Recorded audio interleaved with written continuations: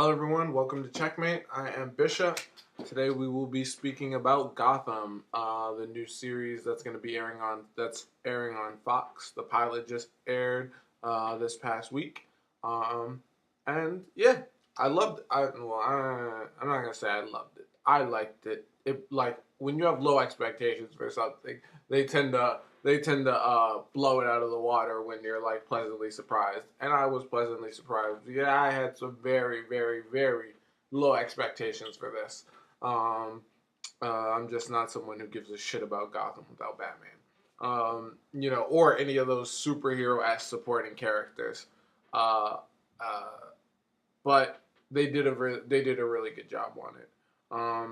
So I'm just going to speak about some of the things I liked and didn't like, and go through a rundown of some of the characters and some of the things they did. Not necessarily a complete blow by blow walkthrough, because that's gonna make this video long as fuck. And we're aiming to not have that.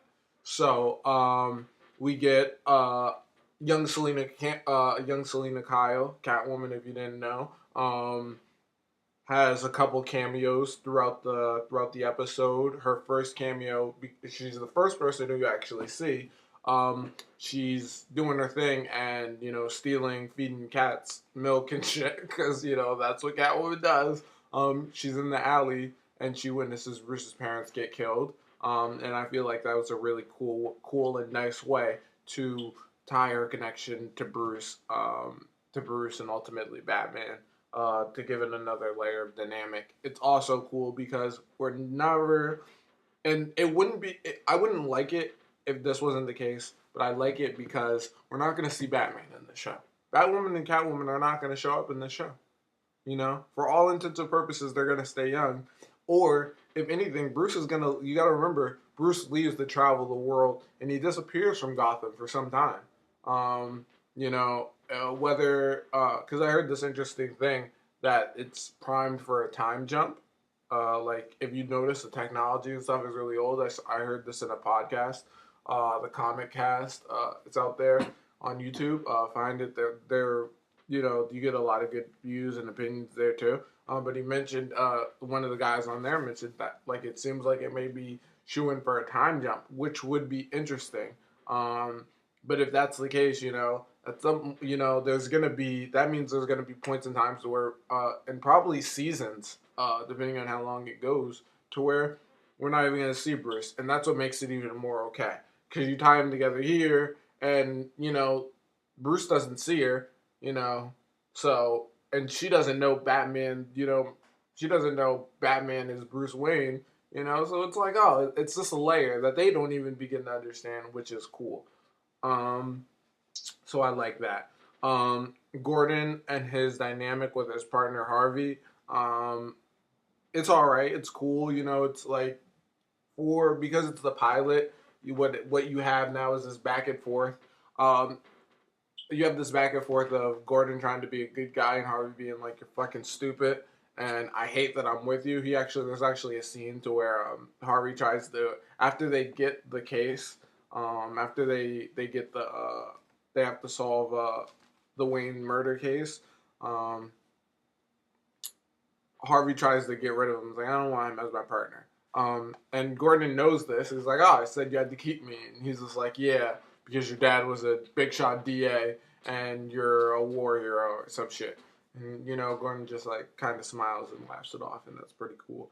But also, Gordon has this thing. And one thing I like about it, I'm happy they put it in the show. It's on purpose. Or whether the actor did it, whatever. I'm happy you see it. Gordon has a clear disgust. Is clearly disgusted with him. He's disgusted at the way he's drunk at times. He gets a lead, and they get a lead that brings him to Fish and Mooney, which is uh, what's her name? Jada Pinkett Smith's character. And he's clearly disgusted that he's drunk so early. And then later on down the line, he gets some evidence that he may be dirty. And he's disgusted with his partner. He starts to subvert his partner because he's like, dude, I think my partner will lie. He's thinking he confronts Fish Mooney because they do end up catching a guy, and Gordon's partner kills him, a guy for the murders of for the Wayne murders, but it, some information comes to light that they might have got the wrong guy. And Gordon goes to Fish Mooney to confront her about it, which is a dumb idea. And Fish Mooney asks him like, "Oh, why didn't you go to your partner?" He's like, "Oh, I think I might. I think you might lie. That's why." So it goes to show like he's not. He may be a nice guy, but he's not trusting, naive kind of guy. And I like those type of hero-esque people. You know, I kind of hate those dumb heroes that find themselves like like Goku from Dragon Ball Z, dude. Like he kind of finds himself sometimes in a lot of trouble because he's too trusting. It's like he's good to a fault. Gordon isn't good to a fault. And it plays at the end. At the end, and I'll get back. I'll get to the end later. Because I'm talking about Fish Mooney. Um, Fish Mooney's little bitch boy is a young penguin who we get to see. He hates the name penguin, but he's the one who rats out Fish Mooney to these major crimes people, and how it all gets back to Gordon, to why he ends up going to Fish Mooney, because Penguin uh, rats her, Gordon, and Harvey out to major crimes. One of the people in major crimes used to have a thing with Gordon's fiance, and Gordon's fiance confronts Gordon about it, and that's how Gordon finds out. So Penguin ends up. So Fish Mooney ends up finding out, obviously, because it gets back to Gordon, and Gordon goes to confront Fish Mooney, and Gordon ends up being killed over that. Uh, Gordon and his partner Harvey, because Harvey, even though he doesn't like Gordon, does try to save him because his fiance goes looking for him, and it ends up getting them both strung out. But before they both almost get killed, he does let Fish Mooney know that obviously someone ratted, and that's how they even know to begin with. So that in turn is Fish Mooney beats the shit out of Penguin, and that's the reason why Penguin walks with a limp. Because she breaks a chair over that nigga's head, and then breaks the chair over his legs a couple times. And so the only reason why they survive is because Carmine Falcone interferes. Carmine is just like, hey, we don't kill cops. And he has a scene with Gordon to where he alludes, two things are alluded to. It alludes to the fact that Gordon's father might not have been as clean as he appeared to be in that. And I'm just calling this now. Gordon's father was probably killed by Carmine Falcone or on his orders. Period. It's just like he gives him some warning. He said he gave his father. And he talks about like how Carmine talks about how he's into organized crime. Like chaos isn't his order of things. He's gonna probably be this big boss guy who Gordon can go back and forth to. Who's gonna he's gonna like Gordon's gonna want to be able to take him down, but can't. But he's also gonna get information because Carmine Falcone stresses the fact that it's about order. You can't have organized crime without order, which is why he interferes. Which is why he says he interferes in them two getting killed, because killing cops doesn't promote order. So all that's very interesting. So at the end, what I like and what a good pilot should always do is it should always finish off the story it begins, and then leave you with a new status quo for you to understand. And that's exactly what this pilot does. At the end of it, even though they're saved, Gordon has to kill Penguin.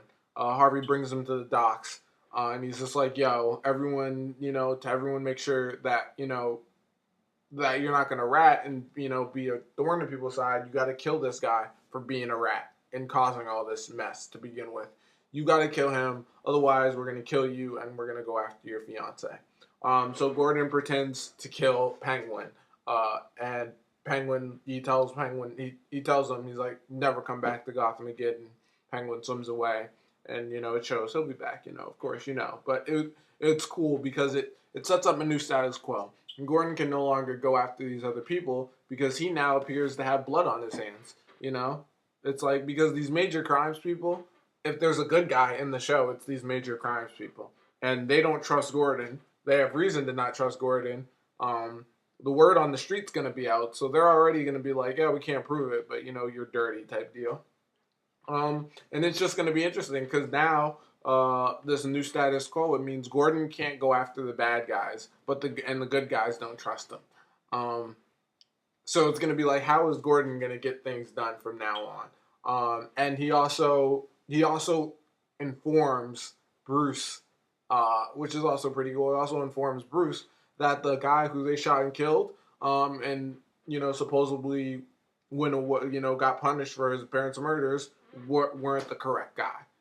Wasn't the correct guy, and he does some police work to like really figure that out later down the road after he gets the tip. But it's really cool. It's a new status quo, and that's why I like it.